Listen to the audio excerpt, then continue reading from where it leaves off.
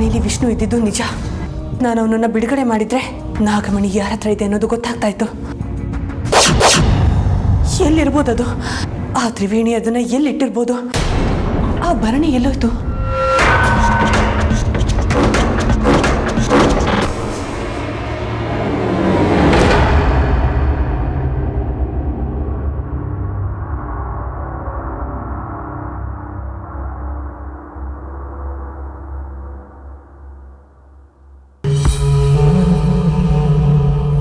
ಅರ್ಜುನ್ ಅವರೇ, ನಾನೇಂತ ಹೇಗೆ ಗೊತ್ತಾಯ್ತು?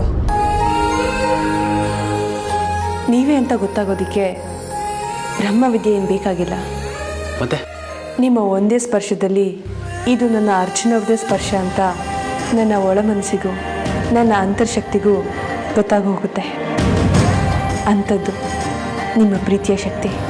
ಅಬ್ಬಾ, ನೀವು ನನ್ನ ಅಷ್ಟು ಪ್ರೀತಿಸ್ತೀರಾ? ಅರ್ಜುನ್ ಅವರೇ, ಬೇರೆಯವ್ರ ಪ್ರೀತಿ ಬಾಹ್ಯ ಪ್ರಪಂಚಕ್ಕಿದ್ರೆ ನನ್ನ ಪ್ರೀತಿ ಆತ್ಮಕ್ಕೆ ಸಂಬಂಧಪಟ್ಟಿದ್ದು.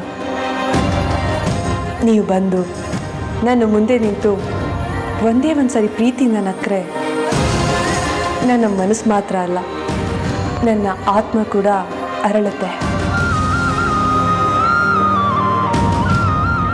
ಯಾಕೆ ಅರ್ಜುನ್ ಅವರೇ, ಏನಾಯಿತು?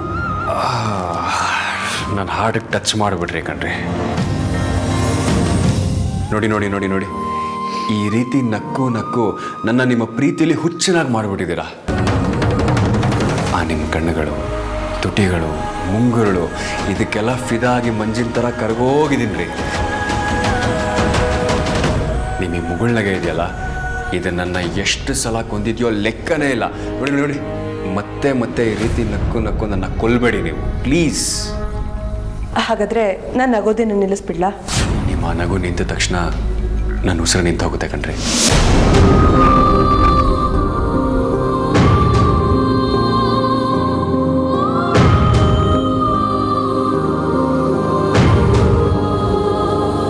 ನೀವಿಲ್ಲಿರೋ ಪ್ರಪಂಚ ಅದು ಸ್ವರ್ಗ ಆಗಿದ್ರು ಕೂಡ ನನ್ನ ಪಾಲಿಗೆ ಅದು ಸ್ಮಶಾನ. ಅರ್ಜುನ್ ಅವರೇ, ನೀವಿಲ್ಲಿರೋ ಪ್ರಪಂಚನೂ ಹಾಗೆ ಕಣ್ರಿ ನನಗೆ. ಆದರೆ ಏನು? ನಿಮ್ಮ ಕೈ ನನ್ನ ತುಟಿ ಮೇಲೆ ಹೀಗೆ ಇನ್ನೂ ಸ್ವಲ್ಪ ಹೊತ್ತಿರಲಿ ಅಂತ ಅನ್ನಿಸ್ತಾ ಇದೆ. ಅರ್ಜುನ್ ಅವರೇ, ಅರ್ಜುನ್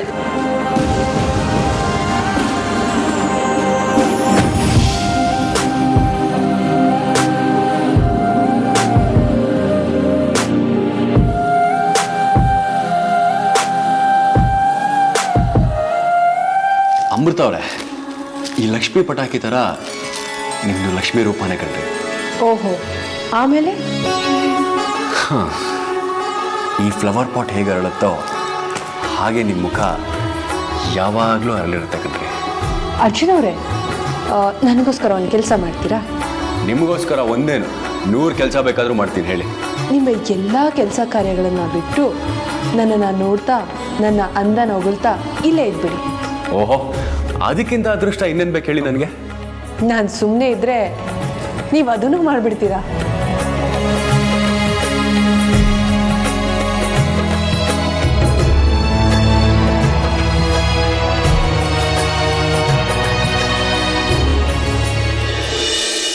ಚೆನ್ನಾಗಿ ಕಾಣ್ತಾ ಇದೆಯಲ್ಲ.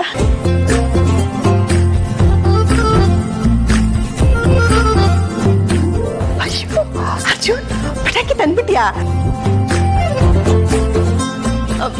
ಅಮೃತ, ಹೋಗಿ ಬಾಗಿಲ ಮುಂದೆ ದೀಪಗಳನ್ನೆಲ್ಲ ಹಚ್ಬಿಡಮ್ಮ.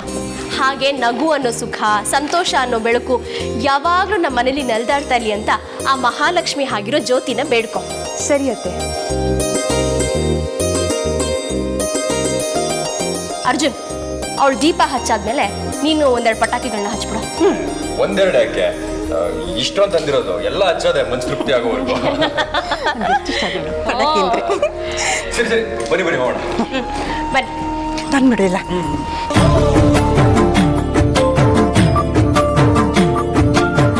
ಚಿಕ್ಕಪ್ಪ, ನೀವೇ ಕಿಲ್ಲೇ ಕೂತಿದ್ದೀರಾ? ಬನ್ನಿ ಹೋಗೋಣ. ನಾನು ಬರೋದಿಲ್ಲಪ್ಪ, ನನಗೆ ಭಯ ಆಗತ್ತೆ. ಚಿಕ್ಕಪ್ಪ, ನಾನಿರ್ತೀನಿ, ಅಮೃತ ಅವ್ರು ಇರ್ತಾರೆ, ಯಾಕೆ ಭಯ? ಬನ್ನಿ. ನೀವೆಲ್ಲರೂ ಇರ್ತೀರಾ ಅಂದರೆ ನಾನು ಬರ್ತೀನಿ. ಬನ್ನಿ.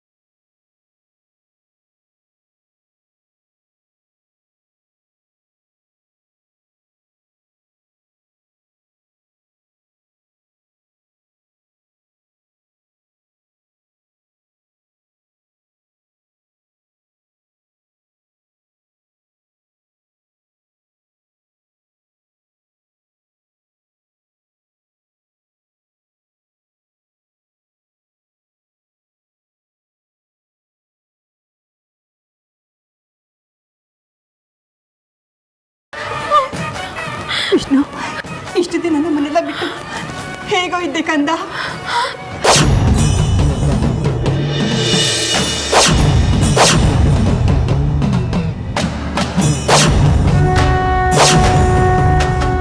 ಏನು ಇದು? ನಾವೆಲ್ಲ ಇಷ್ಟು ಮಾತಾಡ್ತಿದ್ರು, ಇವನು ಒಂದು ಮಾತು ಆಡ್ತಿಲ್ಲ. ಇಷ್ಟು ದಿನ ಆದ್ಮೇಲೆ ನಮ್ಮನ್ನು ನೋಡ್ತಿದಾರಲ್ಲ, ಅದಕ್ಕೆ ಈ ರೀತಿಲಿದ್ದಾರೆ. ಬನ್ನಿ.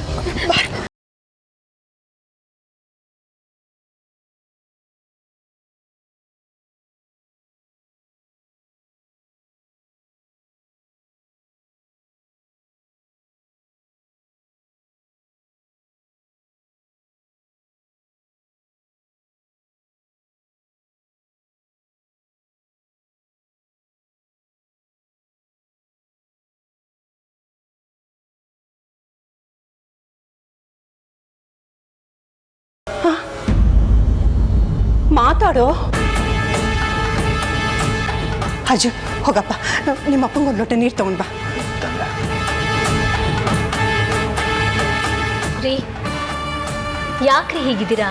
ಏನೂ ಆಗಿದೆ ನಿನಗೆ? ಎಲ್ಲೋ ಹೋಗಿದ್ದೆ ನೀನು?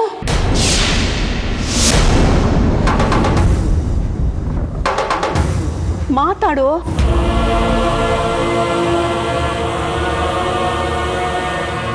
ತಗೊಳ್ಳಿ, ನೀರು ಕುಡೀರಿ.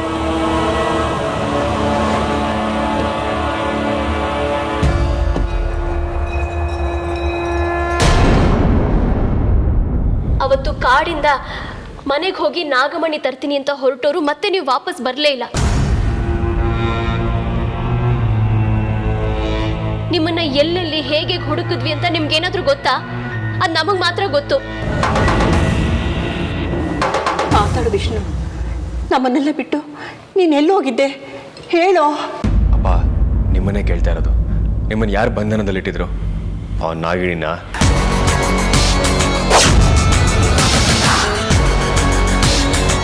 ಅಥವಾ ಬೇರೆ ಯಾರಾದ್ರೂ?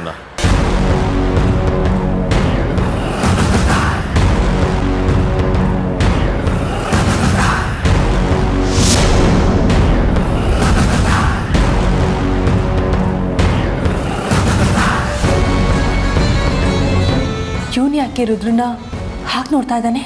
ವಿಷ್ಣುನ ಬಂಧಿಸಿದ್ದು ಈ ರುದ್ರನ?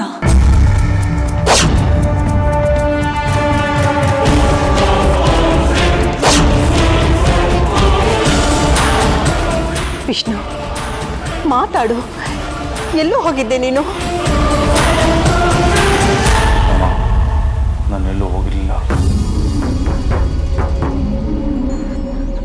ಅಮ್ಮ, ನಾನೆಲ್ಲೂ ಹೋಗಿರಲಿಲ್ಲ. ಎಲ್ಲೂ ಹೋಗಿರ್ಲಿಲ್ಲ ಅಂದ್ರೆ ಇಷ್ಟು ದಿನ ನೀನೆಲ್ಲಿದ್ದೆ? ನನ್ನನ್ನು ಬಂಧಿಸಿದ್ರು.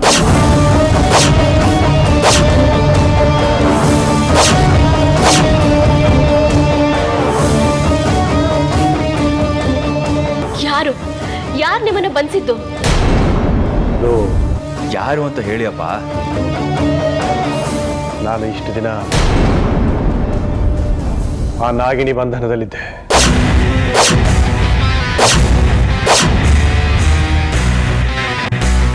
ಸುಳ್ಳು! ಯಾವ ಸುಳ್ಳು? ಆ ನಾಗಿಣಿ ಮಾವನ್ನ ಬಂಧಿಸಿದ್ಲು ಅನ್ನೋದು ಅದು ನಿಮಗೆ ಹೇಗೆ ಗೊತ್ತು? ಅಲ್ಲಮ್ಮ, ಆಗ್ಲೇ ನಿಮ್ಮ ಮಾವನ್ನ ಬಂಧಿಸಿದ್ದು ನಾಗಿಣಿ ಅಂತ ನೀನೇ ಹೇಳ್ದೆ. ಈಗ ನೋಡಿದ್ರೆ ಅದು ಸುಳ್ಳು ಅಂತ ಹೇಳ್ತಾ ಇದೆಯಲ್ಲ. ಇವಳು ಸರಿಯಾಗಿ ಸಿಗಾಕೊಂಡ್ಲು ಇವತ್ತು. ಮಾತಾಡೋ ಅಮೃತ. ಅಜ್ಜಿ, ಅದ್ರ ಬಗ್ಗೆ ಆಮೇಲೆ ಮಾತಾಡಿದ್ರಾಯ್ತು. ಮೊದಲು ಅಪ್ಪನ ವಿಚಾರಿಸಿ. ನಿನಗೇನಾಯ್ತು? ನಿನ್ನನ್ನು ಯಾರು ಬಂಧಿಸಿದ್ರು ಅಂತ ಗೊತ್ತಾದ್ರೆ ನಾವೇನಾದ್ರೂ ಮಾಡ್ಬೋದಲ್ವಾ?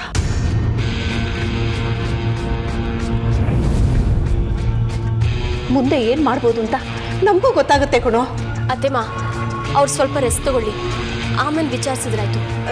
ಆಗಲ್ಲ ಅಜ್ಜಿ, ಅಮ್ಮ ಹೇಳ್ತಿರೋದು ಸರಿ. ಆಮೇಲೆ ವಿಚಾರಿಸೋಣ ಬಿಡಿ. ಅಮ್ಮ, ಅಪ್ಪನ ಕರ್ಕೊಂಡೆ ಬನ್ನಿ.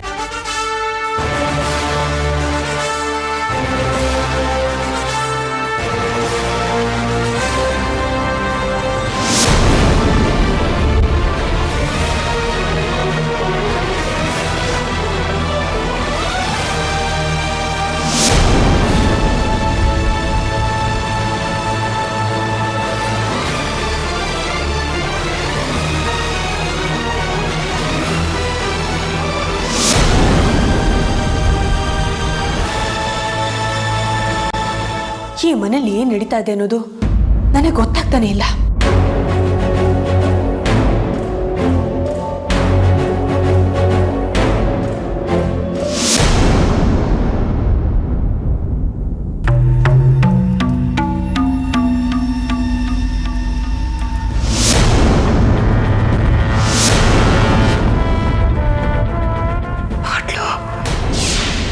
ಬಾಟ್ಲು ಇಲ್ಲೇ ಇಟ್ಟಿದ್ದೆ ಅಲ್ವಾ?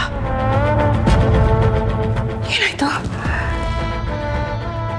ಯಾರು ತಗೊಂಡ್ರು? ಎಲ್ಲೋಯ್ತದು?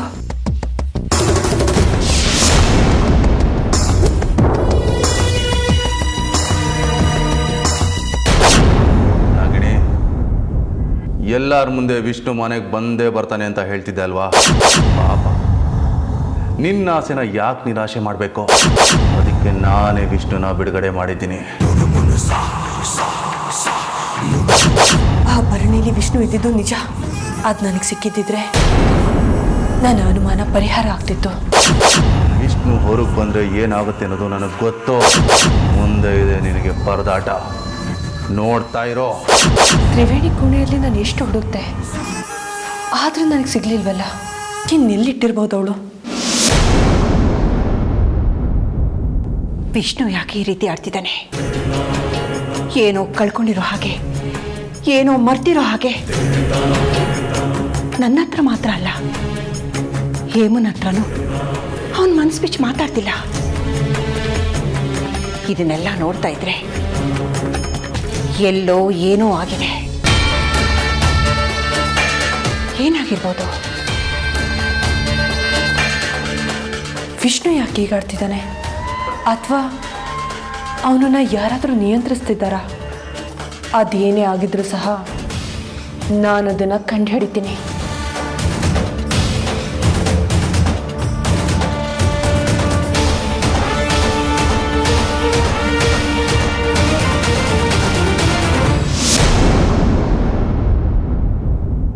ಅರ್ಜುನ್, ಸ್ನಾನಕ್ಕೆ ಹೊರಟಿಯಾ? ಹಾಂ, ತಗೋ, ಇವತ್ತು ದೀಪಾವಳಿ ಹಬ್ಬ. ಎಣ್ಣೆ ಹಚ್ಕೊಂಡು ಸ್ನಾನ ಮಾಡಬೇಕು. ಇದು ಮಾಡಲಿಲ್ಲ ಅಂದರೆ ನಿಂಗೆ ಪುಣ್ಯನೂ ಸಿಗೋದಿಲ್ಲ, ದೀಪಾವಳಿ ಹಬ್ಬ ಪೂರ್ತಿ ಆದ ಹಾಗೂ ಆಗಲ್ಲ. ಗೊತ್ತಾಯ್ತಾ? ಅಮೃತ, ಬಾಮ್ಮೈಲಿ. ಅತ್ತೆ, ಇವನ್ ಮೈಗೆ ಎಣ್ಣೆ ಹಚ್ಬಿಡು, ನಂಗೆ ಬೇರೆ ಕೆಲಸ ಇದೆ, ನೋಡ್ಕೋತೀನಿ. ಏನು? ನಾನು ಎಣ್ಣೆ ಹಚ್ಬೇಕಾ? ಇದೇನೇ ಅಮೃತ ಹೀಗೆ ಕೇಳ್ತಾ ಇದೆಯಾ? ನಿನ್ನ ಗಂಡ ಅರ್ಜುನ್ಗೆ ನೀನೇ ಎಣ್ಣೆ ಹಚ್ಚಬೇಕು. ಅಲ್ಲ, ಅಜ್ಜಿ ನನಗೆ ನೀರು ತುಂಬೋದಕ್ಕೆ ಹೇಳಿದರು. ನೋಡು, ನೀರು ತುಂಬೋದು ಒಂದು ಶಾಸ್ತ್ರ ಅಷ್ಟೇ. ನೀನು ಮೊದಲು ಇವನಿಗೆ ಎಣ್ಣೆ ಹಚ್ಚು.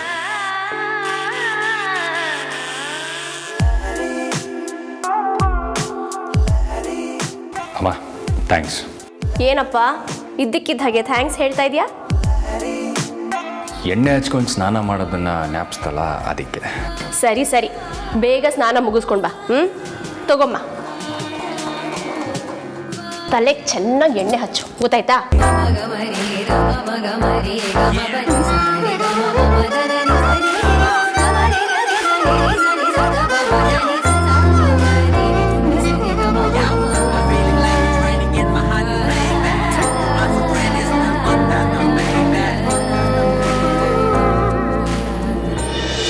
ಬನ್ರಿ, ಎಣ್ಣೆ ಹಚ್ಚಿ.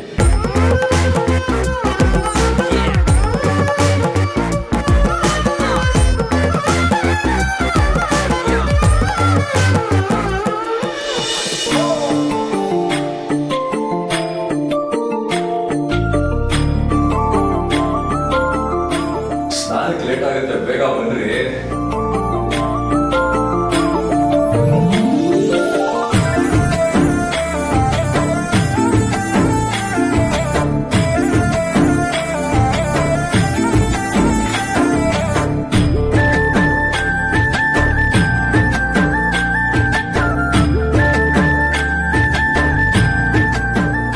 ಹಚ್ಚಿರಿ ಬೇಗ.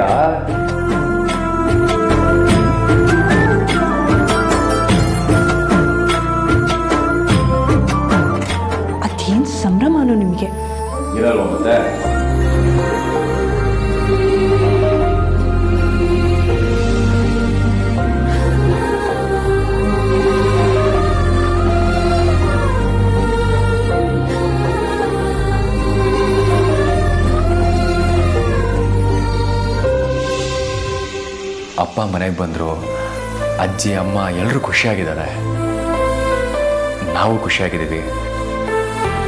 ಇದಕ್ಕಿಂತ ಬದುಕಿಗೆ ಇನ್ನೇನು ಬೇಕ್ರಿ? ನಿಮಗೆ ಬೇಕಾಗಿರೋದು ನಿಮಗೆ ಸಿಕ್ಕಿದೆ. ನನಗೆ ಬೇಕಾಗಿರೋದು ನನಗೆ ಸಿಗೋ ತನಕ ನಾನು ಹೇಗೆ ಸಂತೋಷವಾಗಿರಲಿ?